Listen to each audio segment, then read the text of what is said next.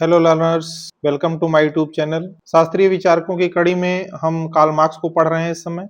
Karl Marx के महत्वपूर्ण सिद्धांतों और अवधारणाओं के बारे में हमने पिछले वीडियो में चर्चा कर ली है। अब हम एक एक करके उनके सभी सिद्धांतों के बारे में विस्तृत रूप से अध्ययन करेंगे, उसको विशेष रूप से स्पष्ट रूप से समझने की कोशिश करेंगे। तो उसमें सबसे पहला सिद्धांत जो कार्ल मार्क्स का है वो द्वंद्वात्मक भौतिकवाद का सिद्धांत है। द्वंद्वात्मक भौतिकवाद कार्ल मार्क्स के विचारों में सबसे महत्वपूर्ण और आधारभूत अवधारणा है। उनके किसी भी विचार को द्वंद्वात्मक भौतिकवाद के से अलग करके हम नहीं समझ सकते हैं। यह मार्क्स का जो भी चिंतन है द्वंद्वात्मक भौतिकवाद उसमें सबसे महत्वपूर्ण आधार है। द्वंद्वात्मक भौतिकवाद सबसे महत्वपूर्ण है आधार है कार्ल मार्क्स के चिंतन का। ये दो शब्दों से मिलकर के बना है। सबसे पहले हमको द्वंद्वात्मक भौतिकवाद को समझना है तो उसके अर्थ को समझना होगा। दो शब्दों से मिलकर के बना है, एक द्वंद्व और दूसरा भौतिकवाद। द्वंद्व का अर्थ है दो विरोधी स्थितियों के बीच होने वाला संघर्ष। दो विरोधी स्थितियों के बीच होने वाला संघर्ष, मतलब जब दो दशाओं के बीच या दो स्थितियों के बीच परस्पर संघर्ष होता है तो उसे द्वंद्व कहते हैं। और दूसरा है भौतिकवाद, वो स्थिति जहां मनुष्य के विचार और कार्य उसकी आर्थिक या भौतिक दशाओं से प्रभावित होते हैं।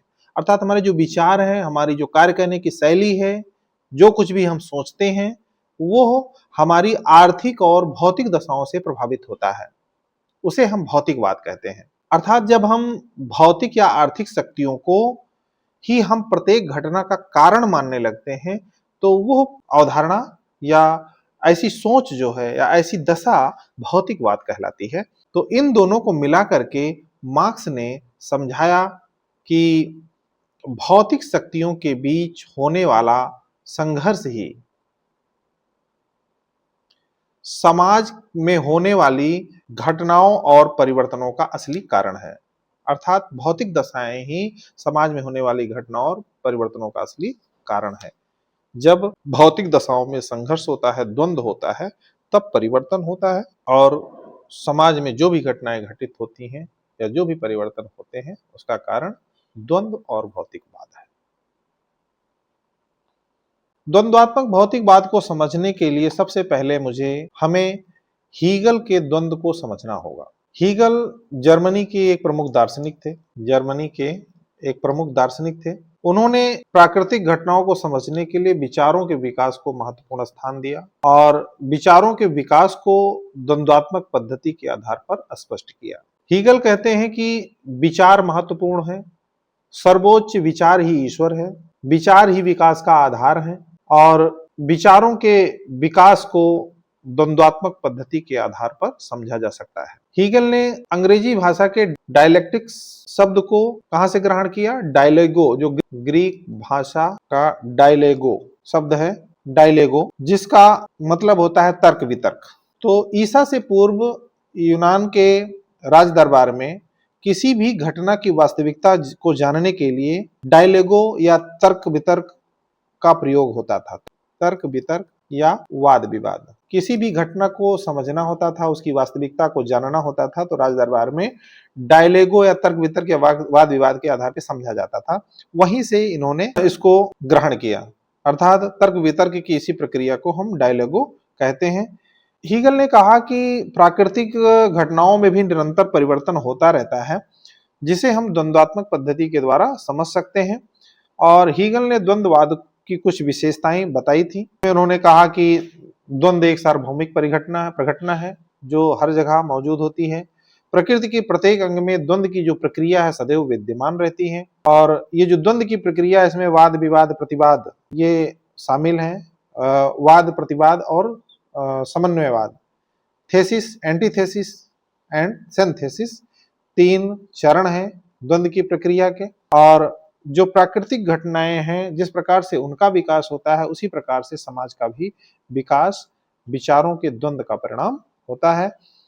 और ये जो वैचारिक परिवर्तन है, जो वैचारिक द्वंद्व है समाज में, ये धीरे धीरे परिमाणात्मक परिवर्तन उत्पन्न करता है, धीरे धीरे क्वांटिटेटिव चेंजेस पैदा करता है। शुरुआत में हीगल ने भी द्वंद्व के अर्थ को स्पष्ट करने के लिए कहा था कि विश्व के सभी जड़ और चेतन पदार्थों में सदैव कुछ अंतर विरोध होते रहते हैं। इसका तात्पर्य यह है कि किसी भी वस्तु का या किसी भी वस्तु की आंतरिक संरचना का निर्माण जिन अंगों से होता है उनके बीच हमेशा एक द्वंद्व चलता रहता है और इसी के फलस्वरूप उस वस्तु की बाह्य संरचना में परिवर्तन होते रहते हैं, ऐसा हीगल ने कहा था।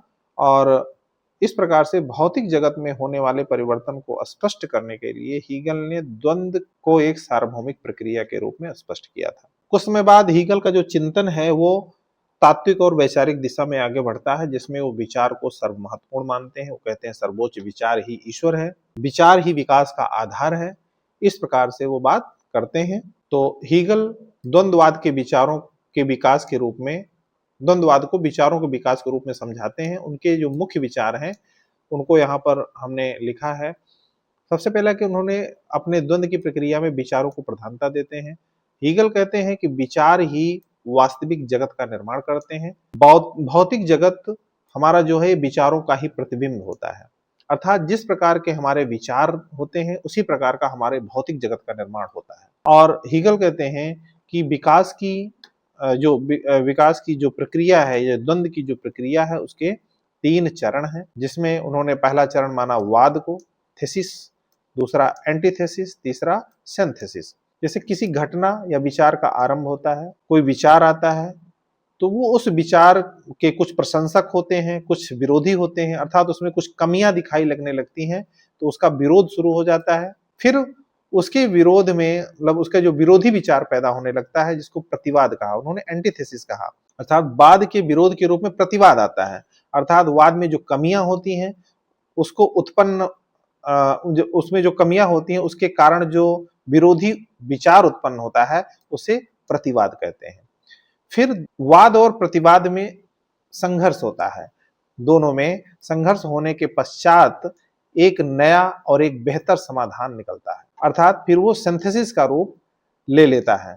हीगल कहते हैं कि सिंथेसिस भी अस्थायी नहीं होता। ये जो नया विचार है, नया और बेहतर समाधान है, ये बहुत दिनों तक अस्थायी नहीं रहता है और फिर इसका एक ये वाद का रूप धारण कर लेता है और फिर इसका प्रतिवाद पैदा होता है और फिर दोनों में संघर्ष के परिणाम स्वरूप, वैचारिक तर्क वितर्क के परिणाम स्वरूप एक नया और बेहतर समाधान, फिर सिंथेसिस निकलता है, जो पहले वाले सिंथेसिस से कुछ नया होता है, मतलब उसमें नयापन लिए होता है, एक उच्च दशा का होता है। और ये प्रक्रिया निरंतर चलती रहती है और समाज इसी प्रकार विकास करता है।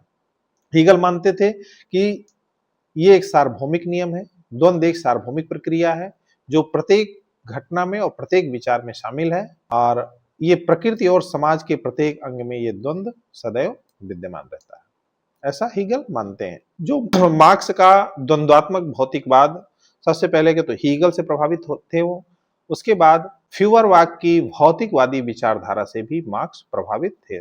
फ्यूवरवाक का भौतिकवाद, मार्क्स पर फ्यूवरवाक के विचारों का भी गहरा प्रभाव पड़ा।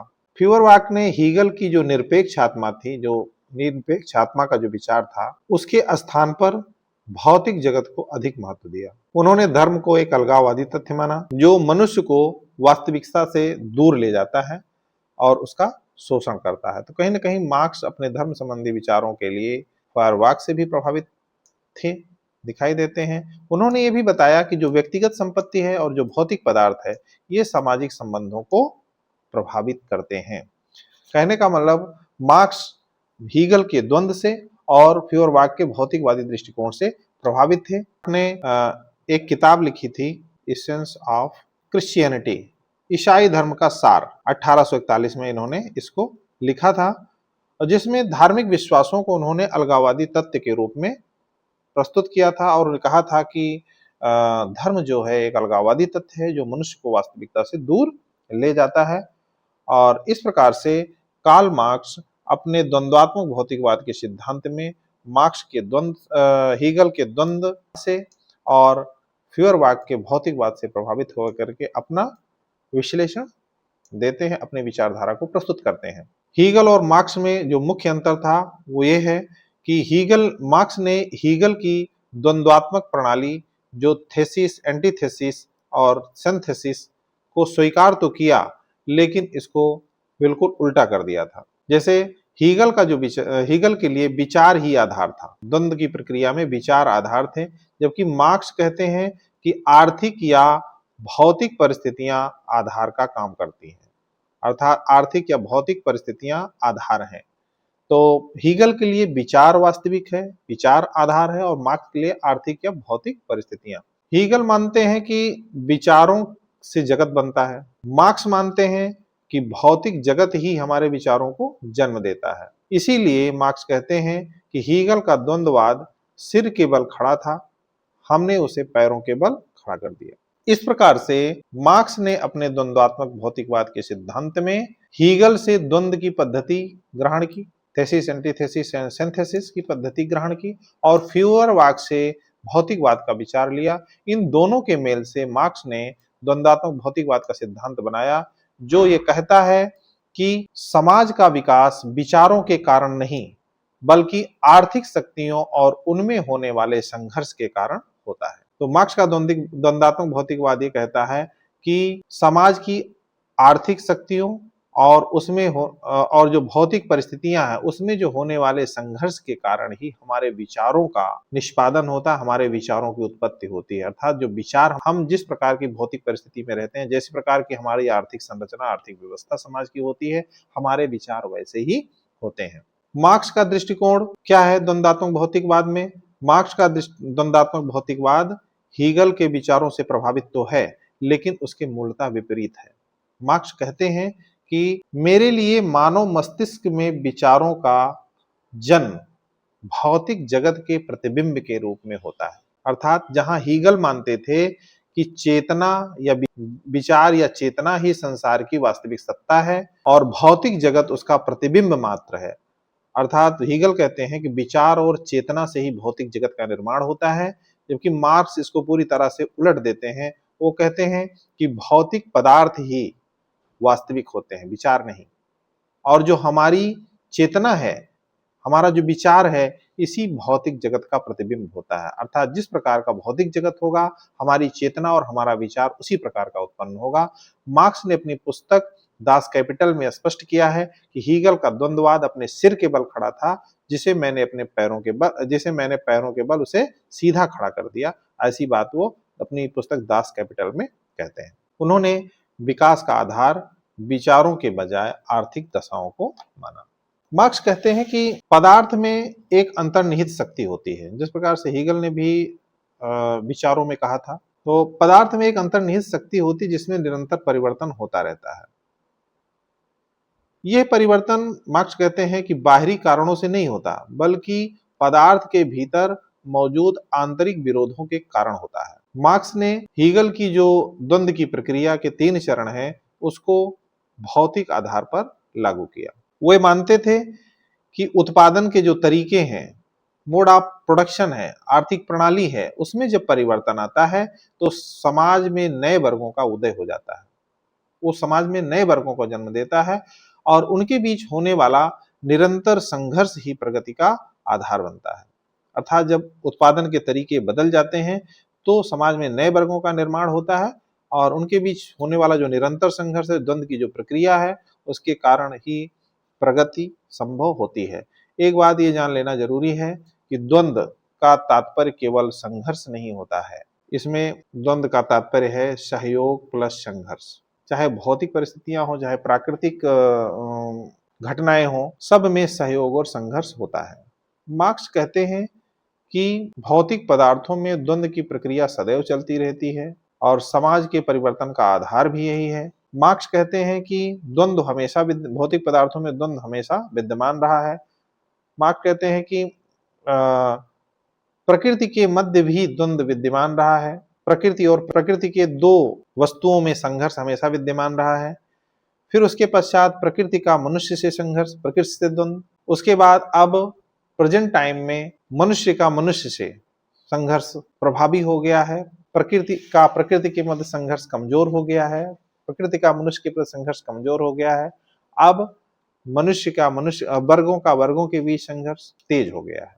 तो द्वंद्व एक सार्वभौमिक प्रक्रिया है, मार्क्स ऐसा मानते हैं। भौतिक पदार्थों में द्वंद्व हमेशा होते रहे हैं, भौतिक परिस्थितियों में, आर्थिक परिस्थितियों में। मार्क्स इसका ऐतिहासिक प्रमाण देते हैं। मार्क्स ने अपने सिद्धांत को पुख्ता करने के लिए इतिहास का सहारा लिया।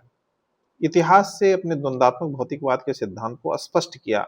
उन्होंने बताया कि प्राचीन काल की जो सबसे प्राचीन व्यवस्था थी, आदिम साम्यवादी व्यवस्था से लेकर मालिक गुलाम दास समाज, सामंती किसान संबंध, सामंती समाज तक हर युग में परिवर्तन भौतिक दशाओं के कारण ही हुआ है। और जो ये वर्तमान पूंजीवादी युग भी है, इसी द्वंद्वात्मक प्रक्रिया का परिणाम है, जहां पूंजीपति और सर्वहारा के बीच संघर्ष चल रहा है। मार्क्स कहते हैं कि ये जो द्वंद्व की प्रक्रिया है, आदिम साम्यवादी समाज से लेकर के दास समाज, सामंतवादी समाज, पूंजीवादी समाज और वर्तमान मतलब पूंजीवादी समाज तक लगातार चल रही है। अंततः मार्क्स ने इस प्रक्रिया के अंत में मार्क्स का जो सिद्धांत है वो यह स्पष्ट करता है कि जो समाज का विकास है वो किसी रहस्यवादी शक्ति से नहीं होता है, बल्कि भौतिक परिस्थितियों की आंतरिक शक्ति मतलब आंतरिक कारकों से होता है। मार्क्स कहते हैं परिवर्तन बाह्य कारणों से नहीं होता है,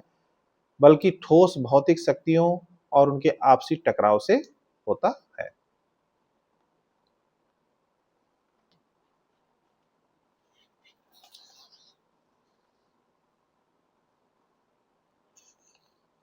मतलब मार्क्स के द्वंद्वात्मक भौतिकवाद में जिसकी जो विशेषताएं हैं वो ये हैं कि द्वंद्वात्मक भौतिकवाद पदार्थ को प्रमुख मानता है, अर्थात पदार्थों में संघर्ष या पदार्थों में द्वंद्व विकास का आधार है। द्वंद्वात्मक भौतिकवाद की प्रक्रिया सार्वभौमिक है।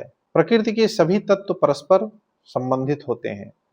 प्रकृति में परिवर्तनशीलता होती है, गतिशीलता संभव होती है, उसमें आवश्यक होती है।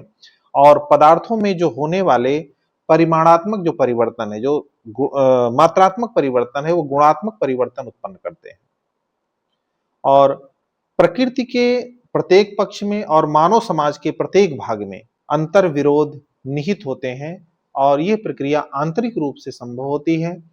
और परिवर्तन में जो विकास की प्रक्रिया है, जो विकास की दिशा है, वो नीचे से ऊपर की ओर होती है, ये चक्रीय नहीं होती है। और द्वंद्वात्मक भौतिकवाद एक सार्वभौमिक घटना है। मार्क्स अपने द्वंद्वात्मक भौतिकवाद के आधार पर जो अपना उद्देश्य उन्होंने निर्धारित किया था वो ये था कि द्वंद्वात्मक भौतिकवाद मार्क्स के उन उद्देश्यों को पूरा करता है जिसमें वो कहते हैं कि समाजवाद की अनिवार्यता होगी, अर्थात समाजवाद आएगा, पूंजीवाद के बाद समाजवाद आएगा।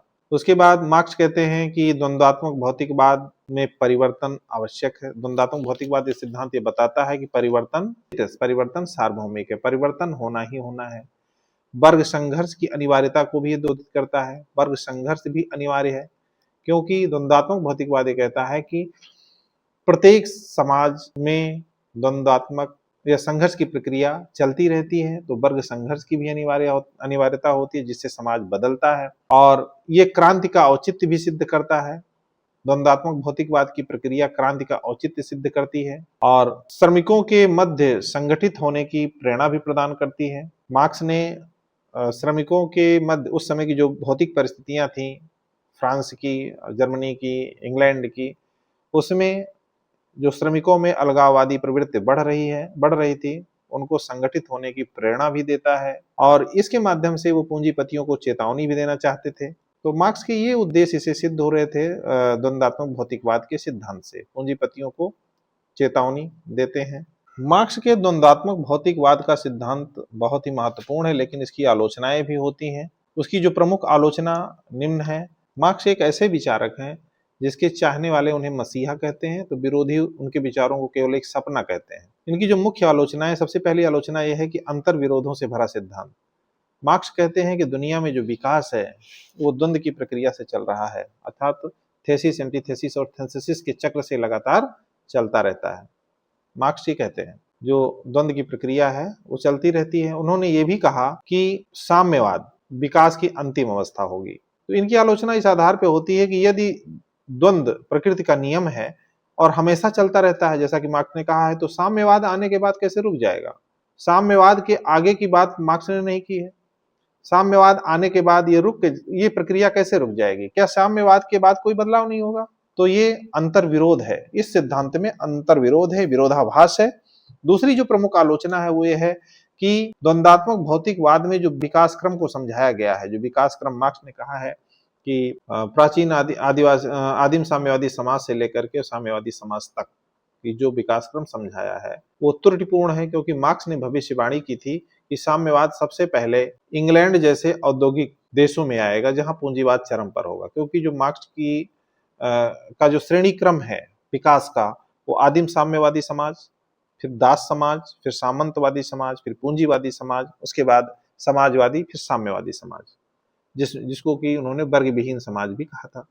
वर्ग विहीन समाज जिसमें वर्ग नहीं होगा। लेकिन इतिहास ने इसको गलत साबित कर दिया। साम्यवाद इंग्लैंड में नहीं आया या अमेरिका जैसे देशों में नहीं आया जहां पे पूंजीवाद अपने चरम पर था, बल्कि रूस में आया, चाइना में आया जो कि कृषि प्रधान देश था, जहां पर पूंजीवाद पूरी तरह से विकसित भी नहीं हुआ था।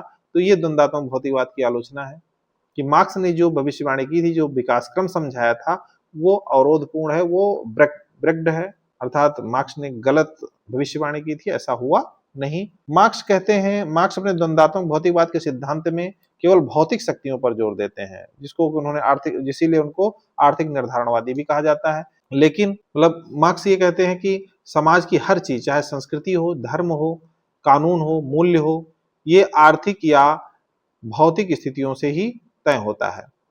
अर्थात बेस स्ट्रक्चर ज्यादा महत्वपूर्ण है, अधोसंरचना ज्यादा महत्वपूर्ण है। बेस स्ट्रक्चर ज्यादा महत्वपूर्ण है और बेस स्ट्रक्चर ही सुपर स्ट्रक्चर को तय करता है, अधिसंरचना को तय करता है। ये एक तरफा सोच, इसकी आलोचना होती है एक तरफा सोच है, क्योंकि जो मनुष्य का विचार है, उसकी चेतना है, उसकी भावनाएं हैं, महान व्यक्तियों का व्यक्तित्व है, ये भी इतिहास बदलने में महत्वपूर्ण भूमिका निभाते हैं। केवल भौतिक परिस्थितियां ही नहीं बदलती हैं, सब कुछ केवल पैसे से और मशीनों से ही नहीं तय होता है। तो ये आलोचना है मार्क्स के द्वंद्वात्मक भौतिकवाद की। मार्क्स कहते हैं कि संघर्ष ही चालक शक्ति है। प्रत्येक प्राकृतिक भौतिक परिस्थितियों में, भौतिक घटनाओं में संघर्ष होता है, द्वंद्व होता है। तो इन्होंने, मार्क्स ने एक तरह से सहयोग की उपेक्षा की है। इनकी जो अगली आलोचना होती है, सहयोग की उपेक्षा की, उन्होंने उसको नेग्लेक्ट किया है, सहयोग को माना ही नहीं है। तो मार्क्स ने समाज के इतिहास को केवल वर्ग संघर्ष, अमीर और गरीब की लड़ाई के रूप में ही देखा है, जबकि समाज केवल लड़ाई से नहीं चलता, बल्कि आपसी सहयोग और तालमेल से भी चलता है। इतिहास में कई ऐसे उदाहरण हैं कि अलग अलग वर्गों ने मिलकर के सभ्यता को आगे बढ़ाया है। वैसे मैंने बताया है कि द्वंद्व की जो प्रक्रिया है, वो द्वंद्व का तात्पर्य होता है सहयोग और संघर्ष। दो स्थितियों के बीच, जो दो सामाजिक घटनाओं के बीच जो सहयोग और संघर्ष होता है, उसे द्वंद्व कहते हैं। तो मार्क्स ने सहयोग को नकारा नहीं है, उन्होंने संघर्ष को प्राथमिकता दी है। समाज में संघर्ष प्राथमिक है। प्रकार्यवादी कहते हैं सहयोग प्राथमिक है और मार्क्सवादी कहते हैं संघर्ष प्राथमिक है। समाज संघर्ष से चलता है और वो प्राथमिक है, और प्रकार्यवादी कहते हैं सहयोग प्राथमिक है। और मार्क्स की जो अगली आलोचना है द्वंद्वात्मक भौतिकवाद है कि वो है पक्षपातपूर्ण दृष्टिकोण।